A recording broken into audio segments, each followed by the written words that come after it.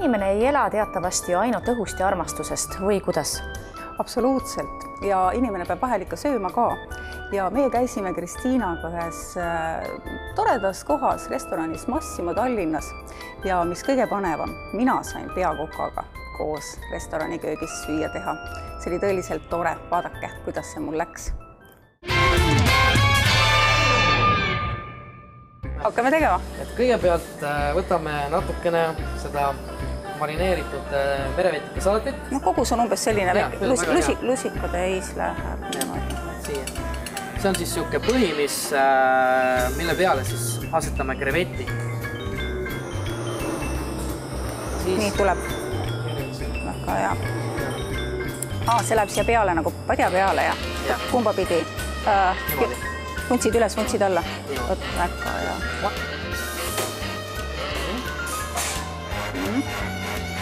Kolm tükki on täitsa okei. Kuna tegemist on eelrooga, ei pea olema see asi väga suur. Just, sest põhiroog tuleb ju pärast ja põhiroog palju suurem. Pooleks? Pooleks. Pikkupidi pooleks. Siis on näha ka, et siin on pooltoores. Peab olema kreemes. Ja selle samamoodi tõstame siia, tõstame hamburgi siia, teine üks siia ja teine poole otsa ja oota, peegelpildis on ikka siiapool. Nii, ja ei tohi voolata. Siis kui niimoodi natuke loksutada, tuleb see suurem asi siia peale, siis ta annab väga huvitava maitse. Kas see on selline maitsestamata popcorn, et ei pane mingit maitset? Ei, soolane. Soolane, ja. Siis, nagu ma ütlesin, piparmindi balsaamiku kreem ja kuna meil see kammkarp on ise ka marineeritud citrusviljadega, laimikoor, laimimahla, apelsinikoor, sidrunikoor ja sidrunimahl, siis ta on suht siukene juba kergelt vürtsikas. Mitte vürtsikas, vaid siuke annab siukse särtsu sellele roale, aga tuua juurde siukest huvitavat särtsu, siis ma olen hakanud siukest huvitavat asja kasutama ja sellega siuksed ahvad, väiksed täpid siia juurde.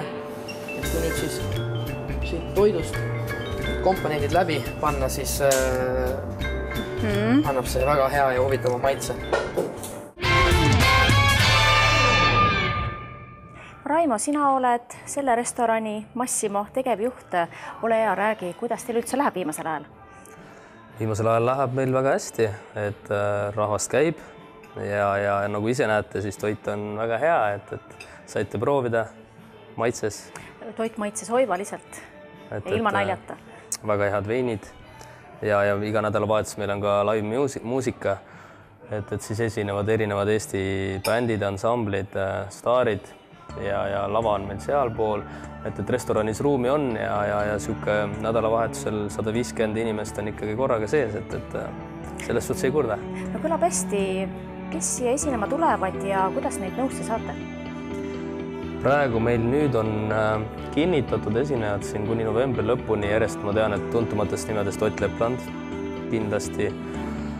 Siis oli meil Traffic live tulemas siin, Ott Lepland oli vist 24. oktoober isegi, kui ma hästi mäletan. Ja Traffic oli siis peale teda ja siis tulevad siin Vennad Abrod, võib-olla vähem tuntud natukene.